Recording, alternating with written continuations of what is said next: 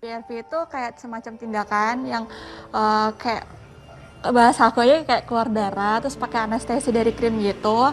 Terus buat ngilangin jerawat juga, bekas-bekas jerawat, bopeng, sama mencerahkan wajah. Setahu aku sih PRP itu terapi plasma darah untuk mengobati skar, untuk bekas jerawat juga bagus gitu. Taunya sih itu kayak di masker pakai kayak berdarah-darah gitu katanya, ya itu yang terbaru itu. Facial vampir itu sempat tren beberapa tahun yang lalu, mungkin sekarang udah nggak begitu kedengeran lagi. Tapi ngetrennya itu gara-gara wajah pasiennya itu terlihat berdarah-darah gitu, makanya disebut dengan facial vampir. Nah sebenarnya teknik ini dilakukan dengan cara pengambilan darah pasien. Jadi darah pasien sendiri itu diambil sekian cc, kemudian diproses dalam alat.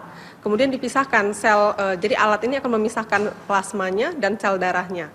Kemudian plasmanya akan kita ambil, kemudian disuntikan pada wajah. Tekniknya sendiri beberapa macam, ada yang pakai roller, mau pakai dermapen juga bisa, kemudian pakai jarum langsung disuntikan satu-satu juga bisa gitu. Cuma mungkin yang sempat bikin heboh itu adalah karena yang berdarah-darah tadi. Kalau disebut facial sebenarnya agak kurang pas sih sebenarnya yang facial vampir ini. Facial kan biasa kita tahu treatment-treatment yang kita gunakan untuk membersihkan wajah gitu. Kemudian kalau seandainya si facial vampir ini sih sebenarnya lebih advance kalau aku bilang tindakannya. Dia bisa untuk scar jerawat, kemudian dia bisa juga untuk ngecilin pori-pori. Jadi dia lebih advance lah dibandingkan facial biasa yang kayak cuma cuci muka pakai masker gitu-gitu. Iya, tentu aja. Jadi karena memang tekniknya juga lebih advance dan prosesnya juga lebih advance dibandingkan facial biasa. Jadi hasilnya juga lebih menjanjikan dibandingkan cuma facial biasa. Tentu sebenarnya kita nggak bisa ngomong secara general ya. Ini kita biasa ngomong kasus per kasus, tergantung keluhan pasiennya itu seperti apa.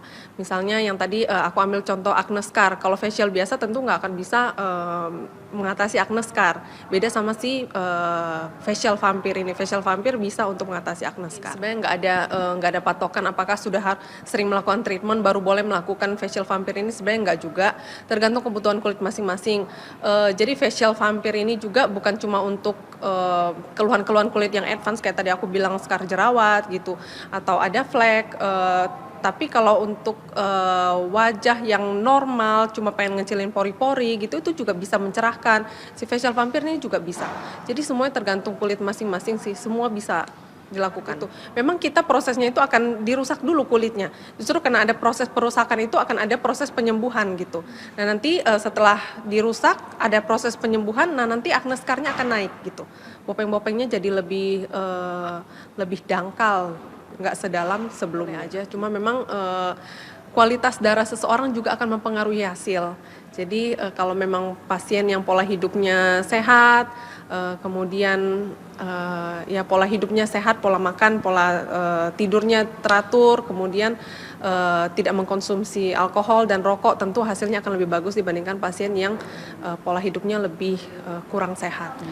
Semuanya tentu ada efek samping, baik facial biasa maupun facial vampir ini. Jadi kalau seandainya facial vampir ini hal yang cukup sering, aku nggak bilang sering banget sih, tapi ya cukup sering lah ditemukan adalah kalau seandainya penggunaan derma roller atau dermapennya terlalu berlebihan, kadang-kadang pada pasien-pasien tertentu bisa menyebabkan HPI atau hiperpigmentasi, jadi hitam gitu, jadi gosong kulitnya.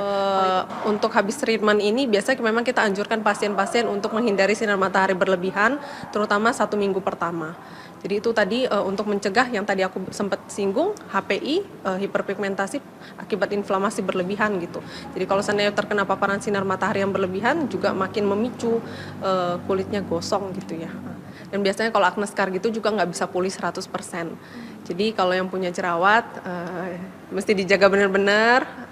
Kalau seandainya udah berjerawat, jangan dipencet-pencet gitu, jangan sampai dia bikin jadi scar gitu. Soalnya kalau udah terbentuk scar itu nggak bisa pulih 100%.